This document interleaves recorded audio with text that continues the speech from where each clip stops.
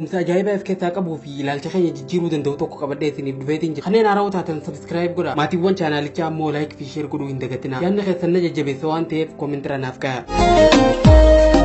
Akkaataan hedduun keenya jireenya keenya itti gaggeessaa jirru dura haanaaf oowwu sanboodan qoraan itti dabalaa nama jiru wal fakkaata. Alawaadaa ibiddi hin jirre keessaa oowwa barbaanna. Bakka qoraan hin jirretti ibidda eeyna. Maaltu kam dursuu akka qabu hin beeknu. Kana beekuu dhabuun keenya immoo wanni yaadnee akka galma nuuf hin geenye wanni eegaa turre immoo akka nuuf hin dhugoomne nu godhaa jira. Qoraan gaate ibiddatti dabalu malee oowwa argachuun hin danda'amu.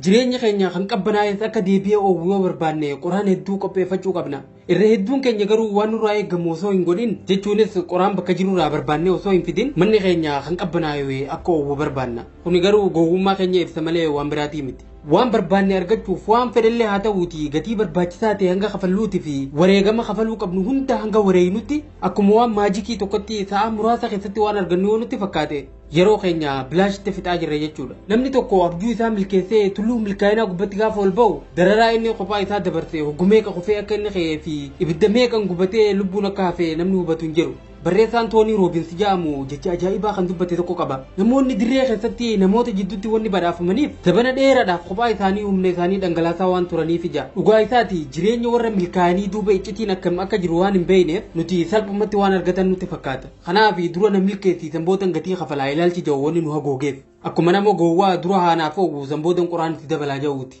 Dursinee mallattoo wayii takka barbaaduun waan argachuu barbaadnu saniif wareegama yookiin gatii kafaluu qabnu akka hin beekne nu godha. Fakkeenyaaf akka intala maatii bareedaa naa kanniiti haadha manaa gaariin hin ta'a jettuutii fi gowwitti osoo qoraan ibiddatti hin da'iin akka manni oowwuuf barbaadduti.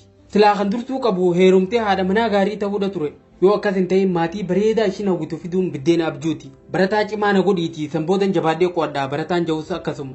Qoraan qo'annaa osoo ibidda barumsatti hin dabalin oowwa barumsaa barbaada jechuudha. Meeqa keenyattuu yaa rabbi hiriyaa gaarii naa kenni sanboodan nama gaarii ta'a jee kadhata. Meeqa keenyattuu gaafan jaartii gaarii fuudhe yookiin jaarsa gaarii heerume kabajaan jireenya sirrii jiraadhaa jee umrii isaatiin taphataa jira. Silaa kan dursuu qabu of kabajnee jireenya sirrii san jiraachuudha ture. Sanbooda nama gaarii fuudhus ta'ee heerumuun salphaadha. Yeroo mara wantoota biraa jijjiiruu dura of jijjiirutu dursaa beeke. Hundi keenya osoo hin beekin ilaalcha akkasii qabanneeti imalaa jirra. Jireenyi lafaa kun akka akkaawuntii baankiiti. Waan duraan ittiin galchin irraa baasuuf yoo yaalle waan hin danda'amne qofa osoo hin taane ofiif illee rakkoo hamtuu keessa of galchaa jirra jechuudha. Jireenya keenya keessatti wanni nuti argannu waanuma dursinee kafalleedha. Qarshii 100 akkaawuntii keenya irratti galchinee qarshii 1000 yoo akkaawuntii irraa baasuuf yaalle sammuun keenya sirriitti dalagaa jiraachuu isaa qorachuu nu barbaachisa. Ilaalchi kun jireenya keenyaafis kan hojjetu waan ta'eef waan hin kennin fudhachuudhaaf kan yaallu yoo ta'e bu'aan isaa aaraa fi mufachuudha ta'a. Wanni hundi gatii mataa isaa qaba.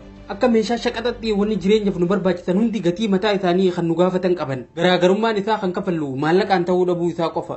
Gatii jireenya bareedaa jiraachuudhaaf kafalamuu qabu hunda osoo hin kafalin jiruu bareedduu yoo jiraachuu barbaanne akkuma nama gowwaa qoraan osoo ibiddatti hin dabalin ibidda qaqqaammachuu barbaadu san ta'a. Osoo uumaan dubbisin qorumsa qabxii bareedaadhaan dabruuf yoo hawwine ofuma sossobaa jirra. Hojii bareedaa qabannee mindaa wayyaa argachuudhaaf dandeettii fi beekumsa osoo hin qabaatin irra utaallee dabruun xumurri isaa kufaatidha.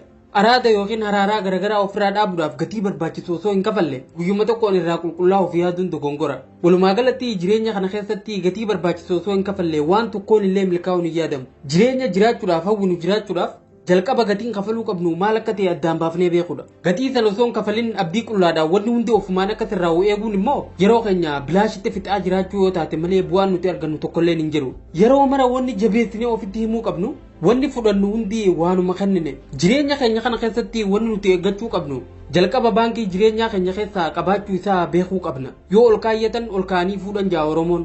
Baankii jireenya keenyaa keessaa wanni gaariin nuti ol kaayyanne yoo hin jiraanne jireenya kun maaliif akkasitti natti hammaate jennee hiraaruufillee hamileen qabnu. Laffaatii fi hojiin nuti jabaannee kuufanne yoo hin jiraanne akkamitti wanni yaade galmanaaf ga'uu dhabe jechuullee hin dandeenye. Akkuman dura isiniin jee wanni hundi gatii qaba. Gatii kafaluu qabnu osoo hin kafalin waan hawwine keenya godhachuu hin dandeenyu. Waan hunda caalaa garuu waan dursuu qabu beekuu qabna. Akkuma ibidda uwwifachuu dura qoraan qabsiisuun dursutti milkaa'uu keenya duras hojjechuutu dursa. Egaa kabajamtoota fi jaalatamtoota maatiiwwan chaanaalii birraan inspire kanarraa kana fakkaata. Viidiyoo kanarraa waa hedduu akka barattan abdiin qaba. Isin immoo akka jaalattan laayikii keessaniin natti agarsiisa. Yaada viidiyoo kanarratti qabdan koomentii irratti naaf barreessaa. Ho'uu keessaniin dura immoo hiriyoota keessanii fi namoota jaalattaniif sheer godhuu hin dagatinaa. Viidiyoo haarawaa fi yaada haaraa hanga walitti deebinutti nagayatti naaf tura.